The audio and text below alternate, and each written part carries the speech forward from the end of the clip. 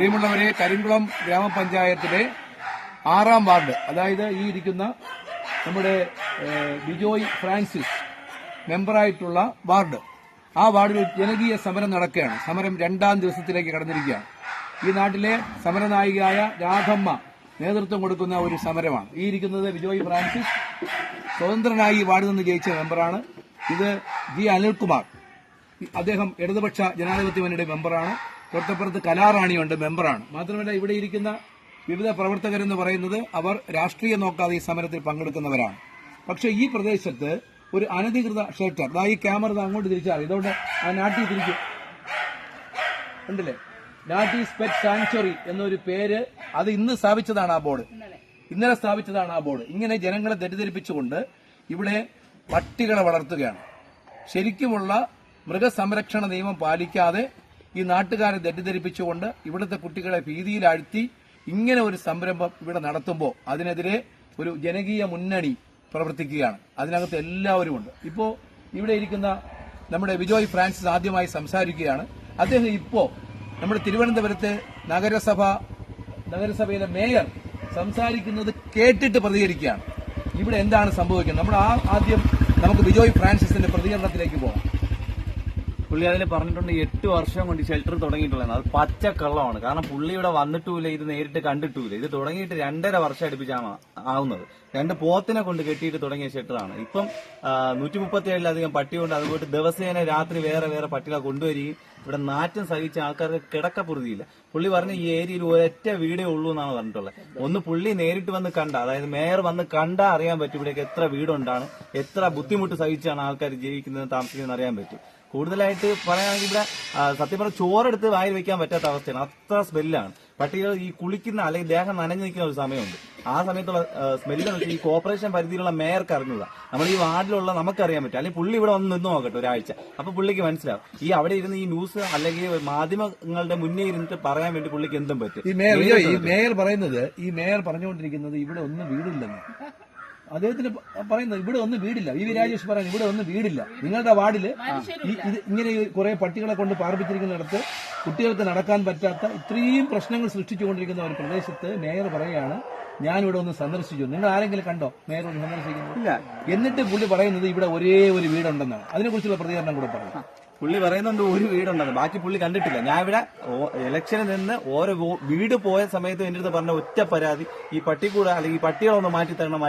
ഈ മതിലിന്റെ അപ്പുറത്തെ സൈഡുണ്ട്, അത് നല്ല തിങ്ങിത്തെരിഞ്ഞ, അത് നിറയെ കുറെ അധികം വീടുള്ള സ്ഥലമാണ്. അതിന് തൊട്ടുമുമ്പ് ബാക്കിയാണ് ഈ ആന്റിയുടെ വീട്, സൈഡിലിരിക്കുന്നതാണ് അടുത്ത വീട്. അങ്ങനെ 10-60 വീട് സഹിതം ഈ 4 സൈഡ്, ഈ കോമ്പൗണ്ടിന്റെ 4 സൈഡായിട്ടുണ്ട്. പുള്ളി നേരിട്ട് കണ്ടിട്ട് പറഞ്ഞ കാര്യമുണ്ട്. ഇത് വെറുതെ ഒരു പച്ച കള്ളം പറയണ, സത്യം പറയാ ഈ മേയറായിട്ടിരിക്കാൻ പുള്ളിക്ക് യോഗ്യത ഇല്ലെന്നാണ് എനിക്ക് പറയാനുള്ളത്. ബിജോയ് ഫ്രാൻസിസ് പറയുന്നത് ഇത് പച്ചക്കള്ളം എന്നാണ്. പച്ചക്കള്ളം. ഇപ്പോ ജി അനിൽകുമാറുണ്ട്. ഈ സമരത്തിന് 2-ാം ദിവസമായി സമരം. ഈ ജനകീയമായി നേതൃത്വം നൽകുന്ന ജി അനിൽകുമാർ ഇന്ന് പഞ്ചായത്തിന്റെ പ്രതിപക്ഷത്തിന്റെ നേതാവ് കൂടെയാണ്. ജി അനിൽകുമാറിന്റെ വാക്കുകൾ നമുക്ക് കേൾക്കാം. അദ്ദേഹം തൊട്ടടുത്ത വാർഡിന്റെ മെമ്പറാണ്. ഈ ഷെൽട്ടർ അടച്ചുപൂട്ടണമെന്ന് ആവശ്യപ്പെട്ടുകൊണ്ട് 2.5 വർഷങ്ങൾക്ക് മുമ്പേ തന്നെ ഇവിടെ നടത്തുമ്പോൾ പരിസരവാസികളും അയൽവാസികളുമെല്ലാം നിരന്തരം അതിന്റെ സമരവുമായിട്ടാണ് പോയിക്കൊണ്ടിരിക്കുന്നത്. 2022-ലും 2024-ലും ഒക്കെ തന്നെ ഇവിടെയുള്ള ആൾക്കാർ 2024 ഇവിടെയുള്ള ആൾക്കാരെല്ലാവരും കൂടെ തന്നെ ഒരു മാസ് പെറ്റീഷൻ ജില്ലാ കളക്ടർക്ക് കൊടുത്തിട്ടുണ്ട്. അതേപോലെ തന്നെ പഞ്ചായത്തിനെ ഏൽപ്പിച്ചിട്ടുണ്ട്. പിന്നെ പോലീസ് അധികാരികൾക്ക് ഏൽപ്പിച്ചിട്ടുണ്ട്. ഈ ഇതെല്ലാ പരിപാടികളും നടന്നുകൊണ്ടിരിക്കുമ്പോഴാണ് ഇതിനെ അതിന്റെ ഉടമ വന്ന് കണ്ട് ഷെൽട്ടർ ഉടനെ തന്നെ ഞാൻ അടച്ചുപൂട്ടാമെന്ന് പറഞ്ഞുകൊണ്ടിരിക്കുമ്പോഴാണ് കോർപ്പറേഷനിലുള്ള തെരുവ് നായ്ക്കളെ ഇങ്ങോട്ട് പാർപ്പിക്കുന്നതിലേക്ക് വേണ്ടിയിട്ടുള്ള നടപടി സ്വീകരിച്ചുകൊണ്ടിരുന്നത്. ഇന്നത്തെ പത്രസമ്മേളനം നടത്തിയത് എന്തോ പുണ്യപ്രവൃത്തി ചെയ്യുന്നത് പോലെയാണ് പറയുന്നത്. ഇത്തരത്തിലുള്ള ഷെൽട്ടറുകൾ നടപ്പിലാക്കേണ്ടത് ജനവാസ കേന്ദ്രങ്ങളിലല്ല. ഈ ഷെൽട്ടർ പ്രവർത്തിപ്പിക്കുന്ന, എനിക്ക് തോന്നുന്നത് മേയർ വന്ന് ഷെൽട്ടറിനകത്ത് കയറിയിട്ടുണ്ടെന്ന് തോന്നുന്നത്. ഷെൽട്ടറിനകത്ത് ഒരു വീടുണ്ട്, അത് അവിടുത്തെ കെയർടേക്കർ അവിടെ താമസിക്കാൻ വേണ്ടിയിട്ടുള്ളത്. ആ ഒരു വീടും കണ്ടിട്ടാണെന്ന് തോന്നുന്നത് അദ്ദേഹം പത്രസമ്മേളനം നടത്തി. ഒരു വീടെന്ന് പറഞ്ഞു. ഇവിടെ 40-60ഓളം വീട്ടുകാർ ഇതിന് ചുറ്റും തന്നെ താമസിക്കുന്നുണ്ട്. ഇതിന്റെ സൗണ്ട് പൊല്യൂഷനും എന്ന് പറയുന്നത് ഭയങ്കര ശല്യമായിട്ടാണ് ഈ പിള്ളേർക്കെന്ന് പറയുമ്പോൾ വൈകുന്നേരം പഠിക്കാൻ കഴിയുന്നില്ല, ഉറങ്ങാൻ കഴിയുന്നില്ല, മറ്റ് ആൾക്കാർക്കൊക്കെ തന്നെ ഇത് ആരോഗ്യപരമായിട്ടുള്ള ബുദ്ധിമുട്ടുകൾ സംഭവിച്ചുകൊണ്ടിരിക്കുകയാണ്.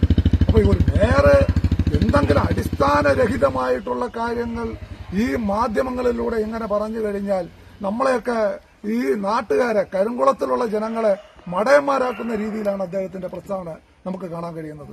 12 വർഷം കൊണ്ട് ഇവിടെ പ്രവർത്തിക്കുന്നില്ല. അവരുടെ 50 നായ്ക്കളല്ല ഇവിടെ വന്നിട്ടുള്ളത്, ഏറ്റവും കൂടുതൽ നായ്ക്കൾ അവിടെ നിന്നാണ് വന്നിട്ടുള്ളത്. ഇപ്പോഴും നഗരസഭയുടെ പല ഷെൽട്ടറുകളിലും നായ്ക്കളെ കൊണ്ടുവരാൻ തയ്യാറെടുത്ത് കാത്തിരിക്കുകയാണ്.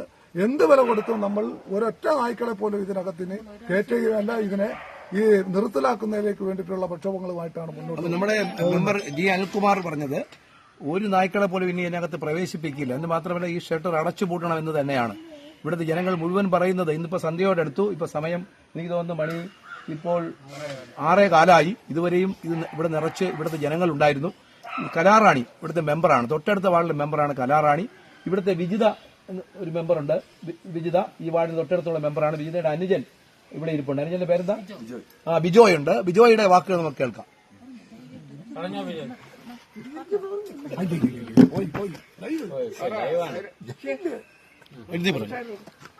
പറഞ്ഞു.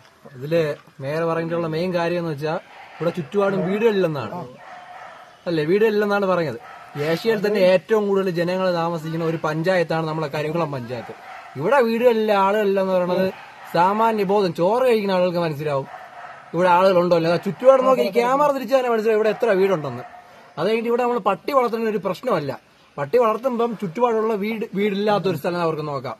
ഇവിടെ കുട്ടികൾ പഠിക്കുന്നുണ്ട്, രോഗികളുണ്ട്, ഇതെല്ലാം നമുക്ക് നോക്കാം. പട്ടി വളർത്തണം, അതിനെ സംരക്ഷിക്കണം, ഒരു പ്രശ്നമില്ല. അത് വളർത്തേണ്ട സ്ഥലത്ത് വളർത്തേണ്ട രീതിയിൽ ആ ഒരു ശുചിത്വത്തോടെ ചെയ്താൽ അത്രയും നല്ലത് എന്ന് എനിക്ക് പറയാനുള്ളൂ. അപ്പൊ മോന്റെ വരുന്ന അഖിൽ, അഖിലിനെ പോലുള്ള ഒരുപാട് ചെറുപ്പക്കാർ ഈ സമരത്തിന് നേതൃത്വം കൊടുത്തുകൊണ്ട് ഇവിടെ വരുന്നുണ്ട്. ഇവിടുത്തെ രാഷ്ട്രീയ പ്രസ്ഥാനങ്ങൾ ഇതുമായി ബന്ധപ്പെട്ട് ഇവിടെ സഹകരിക്കുന്നുണ്ട്. ഇപ്പൊ നമ്മുടെ വയലറ്റ് ഇവിടെ ഇരിപ്പുണ്ട്. വയലറ്റ് പറയൂ. വയലറ്റ് പറയും. ഈ സമരത്തിന് നേതൃത്വം കൊടുക്കുകയാണ് വയലറ്റ്. അത് ഞാൻ നേരത്തെ ഉള്ള റിപ്പോർട്ടുകളിലൊക്കെ പറഞ്ഞായിരുന്നു. എനിക്ക് പറയാനുള്ളത് ഇതാണ്. ഞാനിവിടെ വീട് വെച്ച് താമസിക്കാൻ തുടങ്ങിയിട്ട് 7 വർഷമായിരിക്കുകയാണ്. ഇതൊരു ഓപ്പൺ സ്ഥലമായിട്ട് കിടക്കുകയായിരുന്നു. ഇവര് ഇവിടെ ഈ കാമ്പൗണ്ട് കെട്ടിയത് തന്നെ ഒരു 3 വർഷത്തോളം ആകുന്നേ ഉള്ളൂ.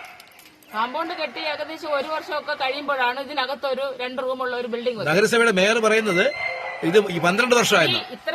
ഇത്രയും ശുദ്ധ നുണ പറയുന്നവർക്ക് ഈ സ്ഥാനത്തിരിക്കാൻ ഒരു യോഗ്യതയുമല്ല. അപ്പൊ ഞങ്ങൾ ഈ നാട്ടിലുള്ളവരൊക്കെ മുഴുവൻ കള്ളം പറയാണ്. ഈ മണ്ണ് ചവിട്ടുക പോലും, ഇവിടെ എന്താണെന്ന് കാണുക പോലും ചെയ്യാത്ത മേയർ ഇങ്ങനെ അശുദ്ധമായ വാക്കുകൾ ഉപയോഗിക്കരുത്. അത് ജനങ്ങൾക്ക് നേരെ ചെയ്യുന്ന ഏറ്റവും വലിയ ജനദ്രോഹമായ വാർത്തയാണ് കെട്ടിച്ചമച്ചുകൊണ്ടിരിക്കുന്നത്. ഞങ്ങൾക്ക് ജീവിക്കണം, ഞങ്ങൾക്ക് കിടന്നുറങ്ങണം. സമാധാനത്തിന് വേണ്ടിയാണ് ഓരോരുത്തരും ഓരോ കുടിലുകൾ വെച്ച് ജീവിക്കുന്നത്. ഇങ്ങനെ ഒരു 100-200 കണക്കിന് നായകളെ കൊണ്ടിട്ട് പ്രളയം ഉണ്ടാകുന്നത് പോലെ ഒച്ചയുണ്ടാക്കി അതിന്റെ വേസ്റ്റ് എല്ലാം കുളം കണക്കിന് ഓരോരുത്ത് കുഴി തോണ്ടി അവിടെ കെട്ടിതാ അവിടെ കിടപ്പുണ്ട്. റിപ്പോർട്ടർക്കെല്ലാം ഞാൻ അത് ചെന്ന് ചൂണ്ടിക്കാണിച്ചു കൊടുത്തതാണ്. അതിന്റെ സ്മെല്ല് ഈ പറഞ്ഞ മേയർ ഒരു പ്രാവശ്യമെങ്കിലും ഒന്ന് കണ്ടോ? എന്നിട്ടാണോ ഈ റിപ്പോർട്ട് അങ്ങോട്ട് പടച്ചിറക്കുന്നത്? ഓരോരുത്തർക്കും ഓരോ സ്ഥാനം ജനങ്ങൾ തന്നിരിക്കുന്നത് ഞങ്ങൾക്കെതിരെ ആയുധമായിട്ട് ഉപയോഗിക്കാനല്ല, ജനങ്ങൾക്ക് വേണ്ടി അത് മനസ്സിലാക്കി സംസാരിക്കാനാണ്. വലിയ ജനദ്രോഹമായ വാർത്തയാണ് കെട്ടിച്ചമച്ചുകൊണ്ടിരിക്കുന്നത്. ഞങ്ങൾക്ക് ജീവിക്കണം, ഞങ്ങൾക്ക് കിടന്നുറങ്ങണം. സമാധാനത്തിന് വേണ്ടിയാണ് ഓരോരുത്തരും ഓരോ കുടിലുകൾ വെച്ച് ജീവിക്കുന്നത്. ഇങ്ങനെ ഒരു 100-200 കണക്കിന് നായകളെ കൊണ്ടിട്ട് പ്രളയം ഉണ്ടാകുന്നത് പോലെ ഒച്ചയുണ്ടാക്കി അതിന്റെ വേസ്റ്റ് എല്ലാം കുളം കണക്കിന് ഓരോരുത്ത് കുഴി തോണ്ടി അവിടെ കെട്ടിതാ അവിടെ കിടപ്പുണ്ട്. റിപ്പോർട്ടർക്കെല്ലാം ഞാൻ അത് ചെന്ന് ചൂണ്ടിക്കാണിച്ചു കൊടുത്തതാണ്. അതിന്റെ സ്മെല്ല് ഈ പറഞ്ഞ മേയർ ഒരു പ്രാവശ്യമെങ്കിലും ഒന്ന് കണ്ടോ? എന്നിട്ടാണോ ഈ റിപ്പോർട്ട് അങ്ങോട്ട് പടച്ചിറക്കുന്നത്? ഓരോരുത്തർക്കും ഓരോ സ്ഥാനം ജനങ്ങൾ തന്നിരിക്കുന്നത് ഞങ്ങൾക്കെതിരെ ആയുധമായിട്ട് ഉപയോഗിക്കാനല്ല, ജനങ്ങൾക്ക് വേണ്ടി അത് മനസ്സിലാക്കി സംസാരിക്കാനാണ്. വയലറ്റ് ഒരു കാര്യം കൂടി മേയർ പറയുന്നുണ്ട്. അതായത് മെറ്റിരിഡ എന്ന് പറഞ്ഞൊരു സ്ത്രീയുണ്ട് അങ്ങ് ദൂരെ, എവിടെ തിരുവനന്തപുരം നഗരസഭയുടെ അതിർത്തിയിൽ. അവരുടെ വീട്ടിലുണ്ടായിരുന്ന ഷെൽട്ടറിൽ ഉണ്ടായിരുന്ന നായ്ക്കളെ എല്ലാം കൊണ്ട് തള്ളുന്ന സ്ഥലമായി കരിങ്കുളം പഞ്ചായത്തിനെ മാറ്റിയിരിക്കുകയാണ്. അതായത് നഗരസഭ പിടിക്കുന്ന പട്ടികൾ കരിങ്കുളത്ത് വരട്ടെ എന്നാണ് നമ്മുടെ ഏഷ്യ ഭൂഖണ്ഡത്തിൽ ഏറ്റവും ജനസാന്ദ്രതയുള്ള ഒരു പഞ്ചായത്താണ് കരിങ്കുളം പഞ്ചായത്ത്. അത് ഈ കേരളത്തിലുള്ള എല്ലാവർക്കും അറിയാമല്ലോ. അതെല്ലാം ന്യൂസ് ആയതും വാർത്തയായതുമായ ഒരു കാര്യമാണ്. 2 മനുഷ്യരെ നായ്ക്കൾ കടിച്ചു കൊല്ലുകയും ചെയ്തു. ആ സ്ഥലത്ത് നിന്ന് കോർപ്പറേഷനിൽ നിന്നും മറ്റെവിടെന്നെങ്കിലും കിട്ടുന്ന എല്ലാ നായ്ക്കളെയും കൊണ്ടുവന്ന് ഡംപ് ചെയ്യാനുള്ള അങ്ങനെ ഒരു പൊതുസ്ഥലമൊന്നും അല്ല ഇത്. അങ്ങനെ ഇവരങ്ങനെ വിചാരിച്ചിട്ടാണ് ഇവിടെ ഇത് ചെയ്യുന്നതെങ്കിൽ അവർക്ക് തെറ്റിപ്പോയി. ഞങ്ങൾ മരിക്കേണ്ടി വന്നാലും ഞങ്ങളുടെ പിൻതലമുറയ്ക്ക് ജീവിക്കാൻ വേണ്ടിയിട്ട് ഞങ്ങൾ ഇതിനെ ഇവിടുന്ന് കെട്ടി ഓടിച്ചിരിക്കും. ഇത് ഞാൻ പറയുന്നതാണ്. ഞാൻ ഇവരുടെ ഈ പട്ടി വളർത്തുന്ന തൊട്ട് 2 അല്ലെങ്കിൽ 4 മീറ്ററിന് അടുത്തിരിക്കുന്ന ഒരു വ്യക്തിയാണ്. ഇത് ഞാൻ ചെയ്തിരിക്കും. അപ്പോ ഈ വയലറ്റിന്റെ രോഷപ്രകടനമല്ല, ഇതൊരു ജനകീയ സമിതിയുടെ വാക്കുകളാണ്, വേദനയാണ് എന്ന് ഓർമ്മപ്പെടുത്തുകയാണ്.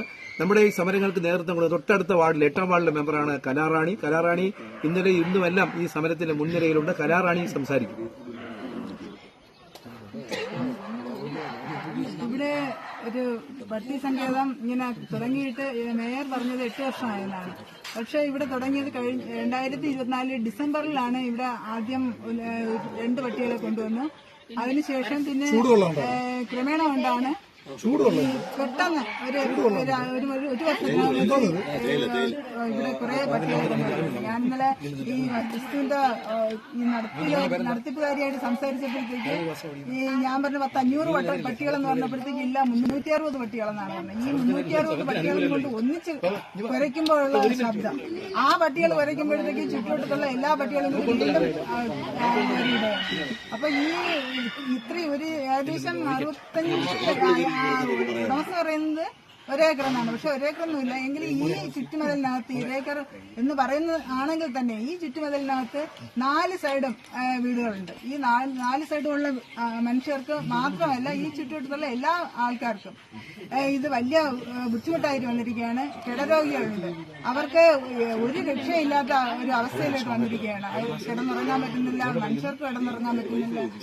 ഈ ഇത്രയും ശബ്ദം അല്പം ഒരു 5 മിനിറ്റ് പോലും ഒരു വ്യക്തിക്ക് ഈ ഇതിന്റെ പരിസരത്ത് വന്നിരിക്കാൻ പറ്റാത്ത അവസ്ഥ. ഈ ഇതിന്റെ അത്രയും ശബ്ദം കേട്ടിട്ട്, അതുപോലെ തന്നെ നാറ്റം. ഈ മഴ സമയത്തൊന്നും ഇവിടെ ഈ പ്രദേശത്തോട് നടക്കാൻ പറ്റില്ല, അത്രയ്ക്ക് വലിയ രൂക്ഷമായ നാറ്റം.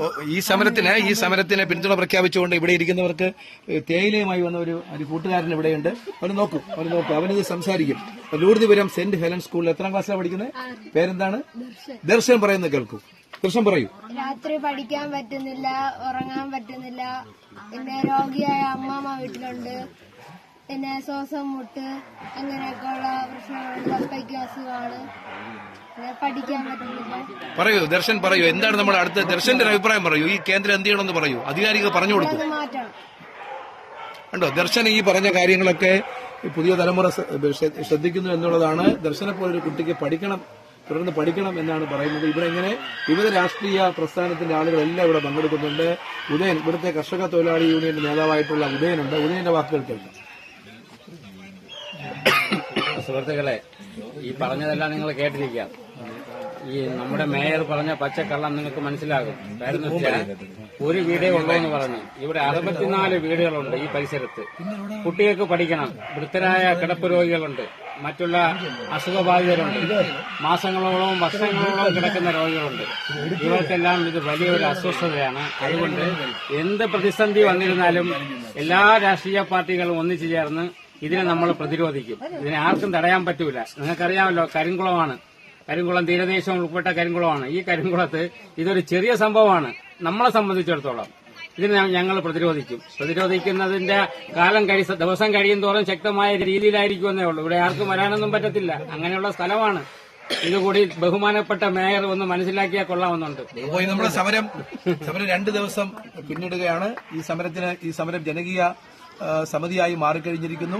നാളെ ബഹുജനങ്ങളെല്ലാം ഇവിടെ എത്തിച്ചേരും. അങ്ങനെ ഏറ്റവും വിപുലമായ ഒരു സമരത്തിലേക്ക് ഇപ്പോൾ ഇവിടുത്തെ ആളുകൾ പൊയ്ക്കൊണ്ടിരിക്കുകയാണ്.